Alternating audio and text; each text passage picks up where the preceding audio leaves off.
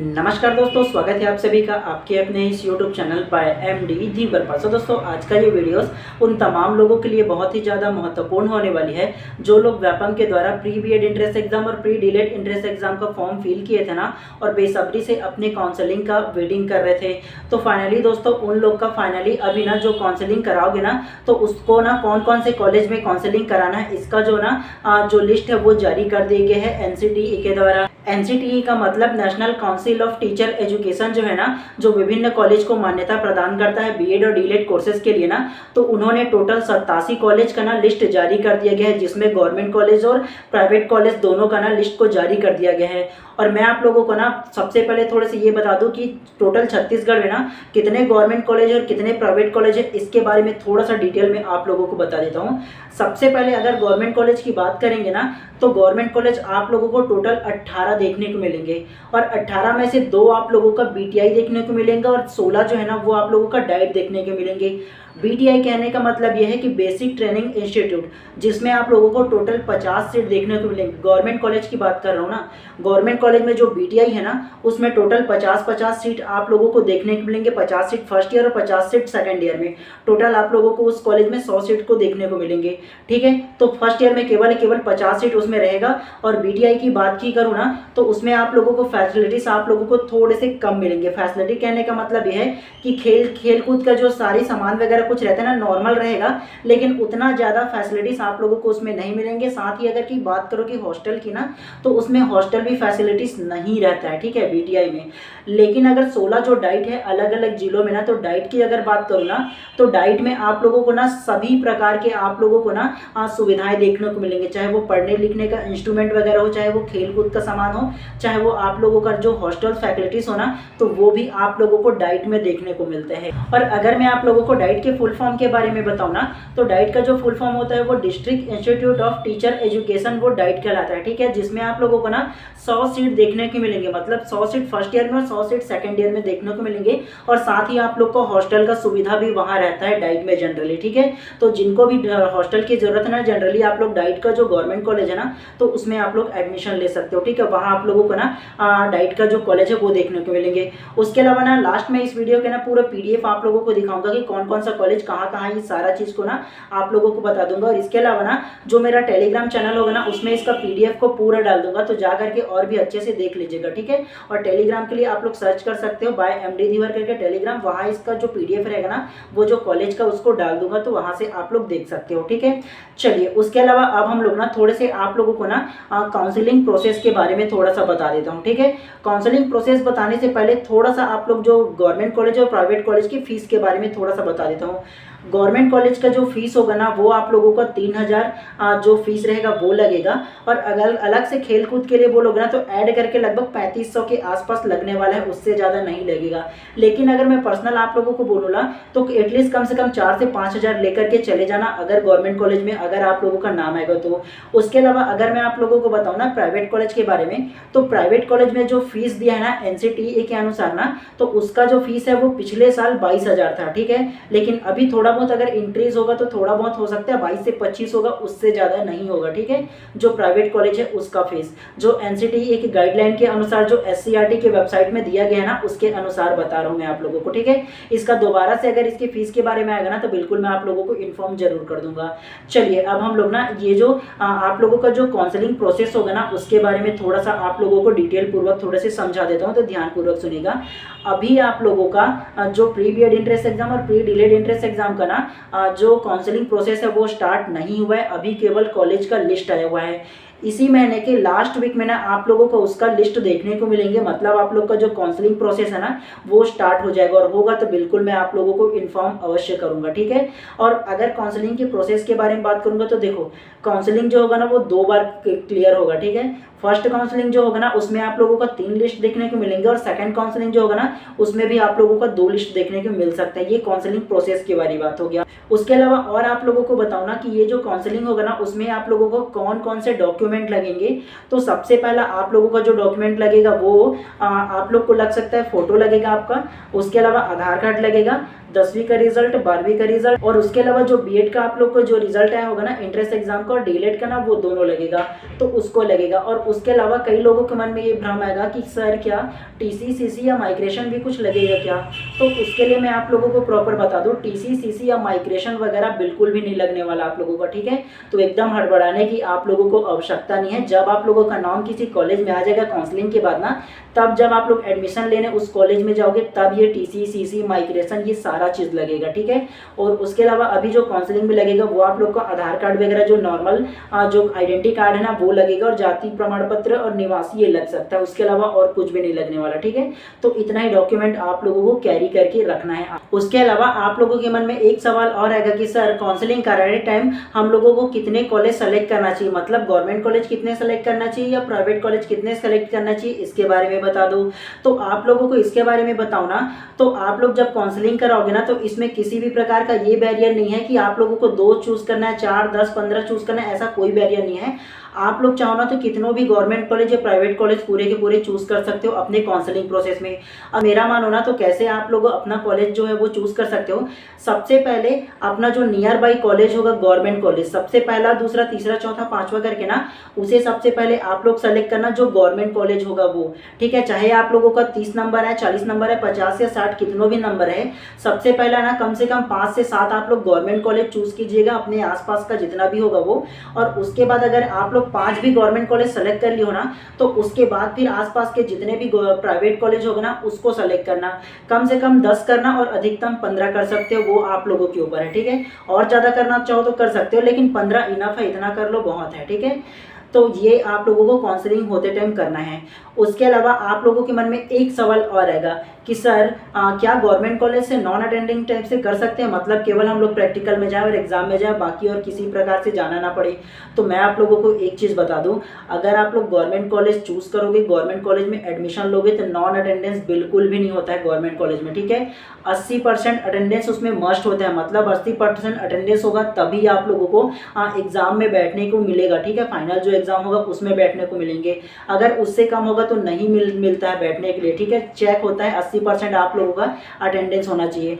अगर non attendance करना चाहते हो ना, तो कई ऐसे प्राइवेट कॉलेज है जहाँ से आप लोग कर सकते हो, वहाँ बहुत सारी सुविधाएं होती है, ठीक है। अब कौन से है ये आप लोग प्राइवेट कॉलेज पर जा करके संपर्क कर सकते हो, जो भी इसमें कॉलेज में लिस्ट है उसमें देख करके, ठीक है। स्पेसिफिक मैं किसी का भी नाम नहीं बता सकता, ठीक है। तो प्राइवेट कॉलेज से एक बार नॉन अटेंडेंस पॉसिबल है, लेकिन गवर्नमेंट कॉलेज में नॉन अटेंडेंस बिल्कुल भी पॉसिबल नहीं है, ठीक है। जब मैं गवर्नमेंट कॉलेज में कर रहा था तब कई लोगों का नाम मेरे सामने ही कटा हुआ था, ठीक है। मतलब हम लोग के सेशन में ना कई लोग का नाम कटा हुआ था, क्योंकि उन लोग 80% से भी कम था, आता नहीं था, इस वजह से, ठीक है। तो सोच समझ के आप लोग गवर्नमेंट कॉलेज सेलेक्ट कीजिएगा और एडमिशन लीजिएगा, ठीक है। चलिए अब हम लोग ना आप लोगों को ना जो पीडीएफ में जो आया हुआ है ना एनसीटीई के द्वारा ना, तो उसके पीडीएफ का जो जितने भी गवर्नमेंट कॉलेज और प्राइवेट कॉलेज कहाँ है इसके बारे में थोड़ा सा बात कर लेते हैं, ठीक है। उससे पहले आप सभी लोगों के लिए एक इन्फॉर्मेशन है, ध्यानपूर्वक सुनिएगा, ठीक है। जितना भी आप लोगों को मैं बताना, उसके अलावा आप लोगों के मन में किसी भी प्रकार से और सवाल हो ना, तो आप लोग कमेंट भी कर सकते हो। और अगर आप लोग चाहते हो ना कि मैं अपना जो पर्सनल नंबर है आप लोगों को शेयर करूँ ना, तो आप लोगों को क्या करना है, सबसे पहले आप लोग इंस्टाग्राम पर जाइए, वहाँ जा करके बाय एमडी धीवर करके सर्च कीजिए, वहाँ पर आप लोगों को मेरा आईडी मिल जाएगा। वहाँ पर जा करके कमेंट कीजिएगा कि सर आप अपना नंबर दीजिए बोल करके ना, तो मैं जो अपना पर्सनल नंबर है वो आप लोग को सजेस्ट कर दूंगा। लेकिन उससे पहले आप लोगों को ना एक दूसरा नंबर दूंगा जिसमें आप लोगों को कम से कम 200 फोन पे करने हैं, और उसको करने के बाद ना आप लोगों को जो रहेगा ना, मैं अपना पर्सनल जो नंबर रहेगा उसे आप लोगों को सजेस्ट कर दूंगा।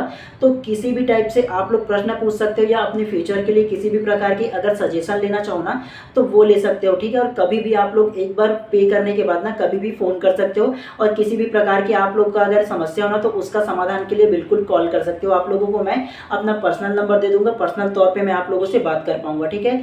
मैं चाहूँ तो आप लोगों को फ्री ऑफ कॉस्ट में दे सकता हूँ, लेकिन ना देने की एक वजह यह है कि आप लोग छोटे छोटे सवाल के लिए भी बार बार फ़ोन करोगे, तो इसलिए ये रिक्वायरमेंट मैं रखा हूँ। जिसको विशेष आवश्यकता है केवल उन्हीं के लिए, ठीक है, हर किसी के लिए नहीं है। लेना चाहो तो ले सकते हो, अदरवाइज कोई दिक्कत नहीं है। नॉर्मल कमेंट करोगे ना तो उसका भी मैं जवाब आप लोगों को अवश्य दे दूंगा, ठीक है। लेकिन अगर पर्सनल तौर पे बात करना चाहते हो तो इतना तो करना पड़ेगा, ठीक है। और जब भी आप लोगों को काउंसलिंग स्टार्ट होगा ना, बिल्कुल मैं एक वीडियो के माध्यम से ना आप लोगों को बिल्कुल इन्फॉर्मेशन दे दूंगा। तो इसके लिए आप लोगों को क्या करना है, अगर चैनल पे नए होंगे ना, ये चैनल को अभी तक के सब्सक्राइब नहीं किया हो तो पहले चैनल को सब्सक्राइब कर लेना और बेल आइकन को दबा लेना, ताकि जब भी ना ऑनलाइन काउंसलिंग आप लोगों का स्टार्ट होगा ना तो एक बार वीडियोस आप लोगों को और बना के लाऊंगा और उसमें आप लोगों को किस प्रकार से कॉलेज का चयन करना है, इन सारी चीज़ों के बारे में आप लोगों को और विस्तार पूर्वक बताऊंगा। और इसके अलावा आप लोग ना चॉइस सेंटर जाकर के अपना फॉर्म फिल करोगे या मोबाइल से ही फॉर्म फिल कर सकते हो ना, इन सारी चीज़ों को आप लोगों को बताऊंगा प्रॉपर टाइम पर, ठीक है। तो आप लोग क्या कीजिएगा, अगर चैनल को अभी तक के सब्सक्राइब नहीं किया हो तो कर लीजिएगा, ठीक है, ताकि प्रॉपर पे जब भी मैं ऐसे इन्फॉर्मेशन वीडियोस लेकर आऊँ ना तो आप लोगों को तुरंत ही आप लोगों को मिले और आप लोग प्रॉपर टाइम पे परफेक्ट इन्फॉर्मेशन ले पाओ। तो इसलिए ज़्यादा जरूरी है कि आप चैनल को सब्सक्राइब कर दीजिएगा। चलिए अब हम लोग ना कॉलेज के जितने भी लिस्ट है उसको देख लेते हैं। चलिए सबसे पहले देखना चाहो ना तो देखिए डीएलएड ऑनलाइन काउंसलिंग प्रक्रिया 2025 करके दिया गया है।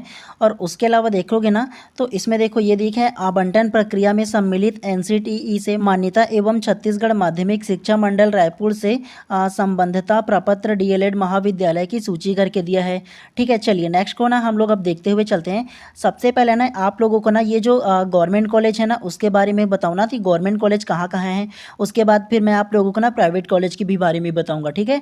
सबसे पहले ये देखो इसमें फर्स्ट में जो ऐसे शासकीय लिखा हुआ है ना वो आप लोगों का गवर्नमेंट कॉलेज का लिस्ट है, ठीक है। सबसे पहले देखोगे ना तो ये देखो फर्स्ट में रायपुर में जो है ना वो जिला शिक्षा एवं प्रशिक्षण संस्था रायपुर करके दिया है गवर्नमेंट कॉलेज, जहाँ पर इसकी सीट की जो संख्या है ना वो 100 है, ठीक है। और सबसे पहले देखना चाहो ना तो 100 के 100 इसमें देखो ये दो छत्तीसगढ़ के निवासी के लिए 100 सीट इसमें दिया गया है, ठीक है। और अखिल भारतीय जो दिया ना इसके लिए एक भी सीट नहीं है, ठीक है। अखिल भारतीय कहने का मतलब ये है कि अखिल भारतीय का मतलब ये होता है कि ऑल इंडिया से ना कोई भी जो स्टूडेंट है ना जो डीएलएड बीएड का एंट्रेंस एग्जाम दिया होगा ना इसी स्टेट से ना तो दूसरे स्टेट का जो है वो छत्तीसगढ़ में भी कोर्स कर सकता है, ठीक है। उसके लिए जो सीट है ना उसको अखिल भारतीय सीट कहते हैं, मतलब दूसरे स्टेट का भी यहाँ आकर के ना डीएलएड का कोर्स कर सकते हैं, तो उनके लिए ये अखिल भारतीय सीट है, ठीक है। तो रायपुर में ना अखिल भारतीय का एक भी सीट नहीं है, टोटल जितने भी 100 सीट है ना वो छत्तीसगढ़ के मूल निवासी के लिए, ठीक है, रायपुर में जो गवर्नमेंट कॉलेज है उसको, ठीक है। चलिए उसके अलावा बाकी और दूसरा जो गवर्नमेंट कॉलेज है ना उसको देख लेते हैं, उसके बाद फिर आप लोगों को ना प्राइवेट कॉलेज के बारे में भी बताऊंगा। दूसरा देखो ये 18वां नंबर में दिया गया है बेमेतरा जिला में जिला शिक्षण एवं प्रशिक्षण संस्था बेमेतरा करके शासकीय कॉलेज दिया गया है। इसमें भी 100 सीट का है और इसमें ना छत्तीसगढ़ के जो मूल निवासी है ना उसके लिए केवल दिया गया है, ठीक है। और ये जो नंबर दिख रहा है ना वो उस कॉलेज का डाइस कोड है, ठीक है। चलिए नेक्स्ट को देखते हुए चलते हैं, मतलब जो गवर्नमेंट कॉलेज और तीसरा होगा ना उसको देखते हुए चलते हैं।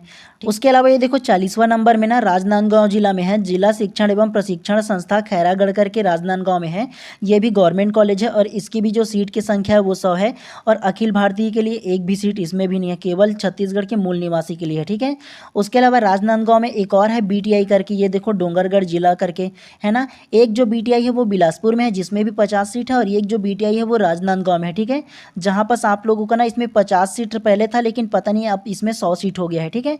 तो ये जो बीटीआई है उसमें 100 सीट देखने को मिलेंगे आप लोगों को, ठीक है। चलिए नेक्स्ट को गवर्नमेंट कॉलेज को देखते हैं। उसके अलावा देखो ये जो 44वें नंबर में है ना कबीरधाम में मतलब कवर्धा में ना तो जिला शिक्षण प्रशिक्षण संस्था मतलब ये डाइट है, ठीक है, जहाँ पर आप लोगों को 100 सीट यहाँ पर भी है और ये भी छत्तीसगढ़ के जो मूल निवासी है उनके लिए है, ठीक है।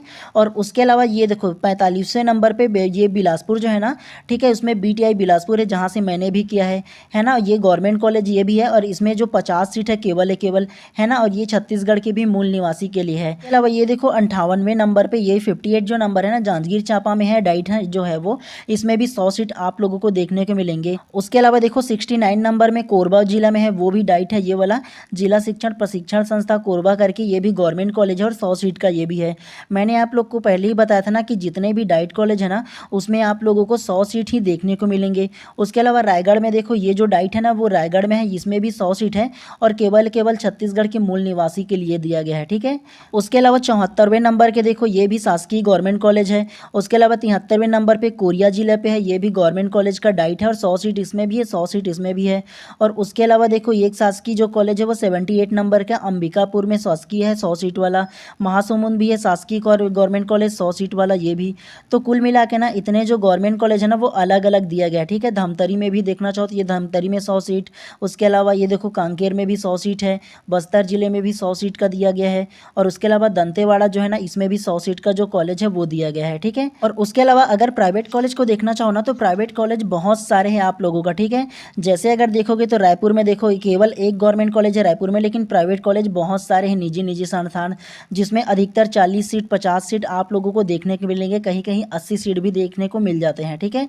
और इसमें ना जो प्राइवेट कॉलेज में उसमें अखिल भारतीय जो है ना, मतलब जो दूसरे स्टेट के जो स्टूडेंट है ना वो भी इसमें एडमिशन ले सकते हैं प्राइवेट कॉलेज में, ठीक है। लेकिन गवर्नमेंट कॉलेज में ना दूसरे स्टेट के जो स्टूडेंट है उसको एडमिशन नहीं मिलेगा, ठीक है। जैसे रायपुर में देखो एक कॉलेज है, ठीक है, ग्रियर्सन कॉलेज ऑफ एजुकेशन करके दिया गया है। इसमें टोटल 80 सीट जो दिया गया है, ठीक है, मतलब 100 सीट है, जिसमें 80 सीट जो है वो देखो छत्तीसगढ़ के जो मूल निवासी है वो, और 20 सीट जो है वो अखिल भारतीय मतलब दूसरे स्टेट के जो स्टूडेंट है वो यहाँ एडमिशन ले सकते हैं, ऐसे करके दिया गया है, ठीक है।